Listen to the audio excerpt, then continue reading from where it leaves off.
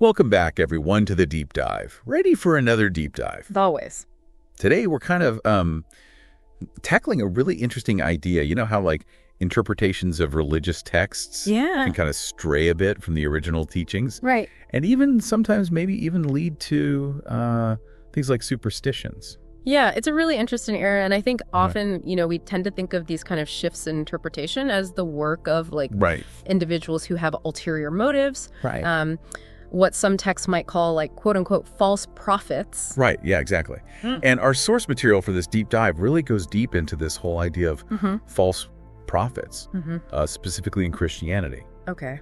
And it kind of paints a slightly different picture. Interesting. Yeah, the text, it argues that these figures, they aren't always, like, outlandish or making, crazy huge claims. It's often about subtle biases and interpretations that over time can really, reshape beliefs and practices. It's almost like a whisper that slowly becomes a shout. Exactly. And to kind of illustrate this, the source uses a pretty unexpected example: alcohol consumption.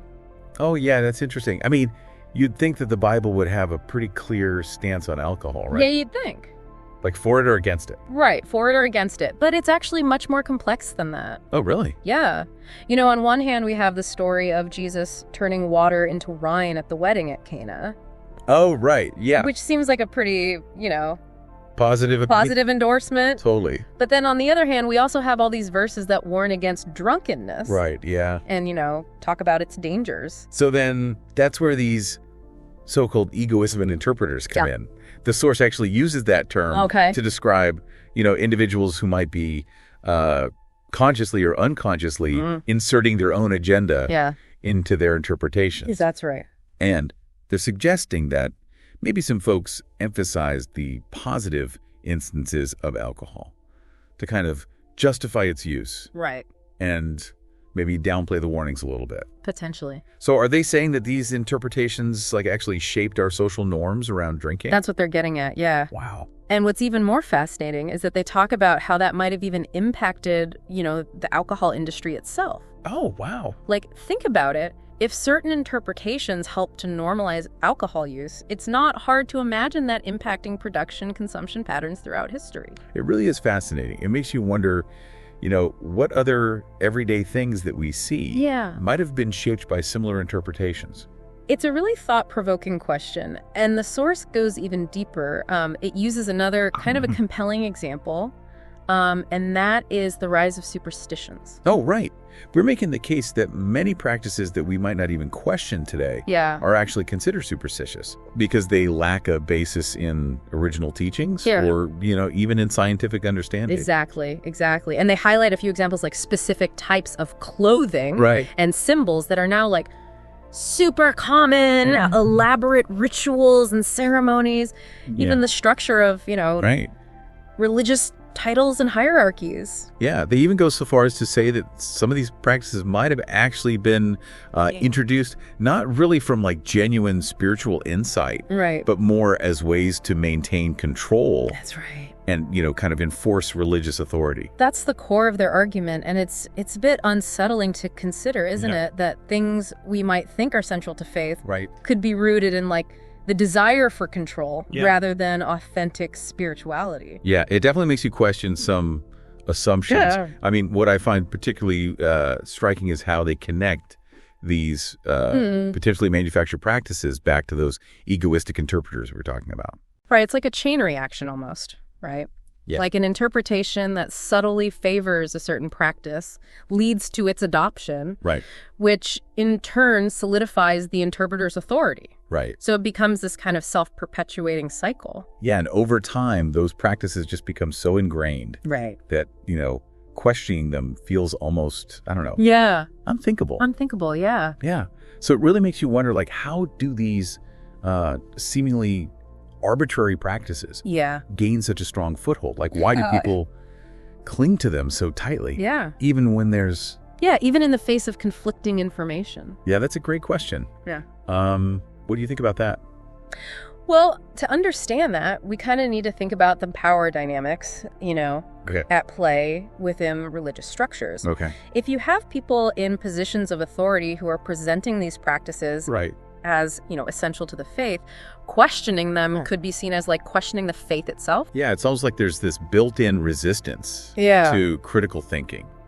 Yeah, in a way. Yeah. And for many people, their faith is so tied to their identity that, even considering the possibility that some things might be based on, like misinterpretations can be incredibly challenging. Makes sense. It is, faith is such a sensitive topic. Absolutely. And that's what's so interesting about this source. It's not about dismissing anyone's faith, but rather encouraging like a more critical examination of how our beliefs were formed and how interpretations shape entire religious systems. It's like you're kind of peeling back the layers of history and tradition to try to get closer to the original message, which could be a pretty daunting task. Absolutely. It requires a willingness to question, which can be uncomfortable, but it can also be incredibly liberating. It's about taking ownership of your own faith journey rather than just blindly accepting interpretations that might have been kind of imposed on you. Yeah, that's a great point. Yeah.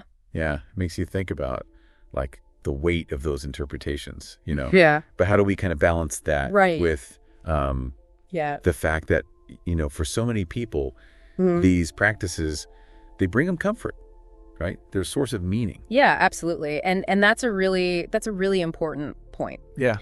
For some people, the origins of practice might not really matter as much as like that personal connection that they feel to it. If it brings them comfort, if it helps them connect to their faith, then the historical context might seem, less relevant. Yeah. But I imagine for others, discovering that a practice they've always thought was central to their faith might actually be rooted in something other than genuine spirituality. That could be pretty...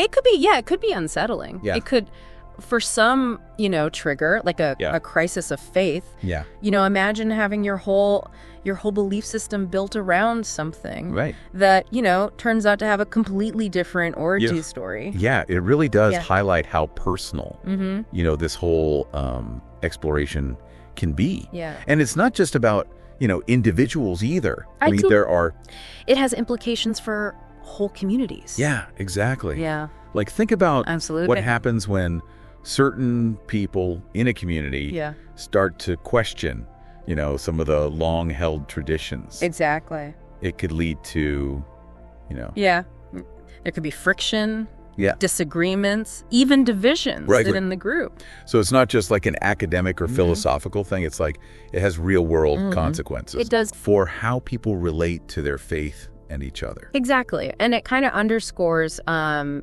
importance of, open and respectful dialogue within faith communities, even when there are, differences of opinion about the origins or, even the validity of certain practices. Right.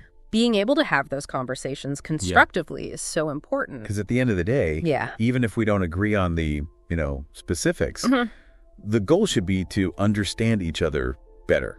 That's and maybe even, come to a more nuanced understanding of our own beliefs. Yeah, I totally agree. And I think that's one of the key takeaways from this deep dive. Yeah. It's not about being right or wrong. It's about recognizing that these interpretations exist and encouraging thoughtful reflection on our own beliefs and practices.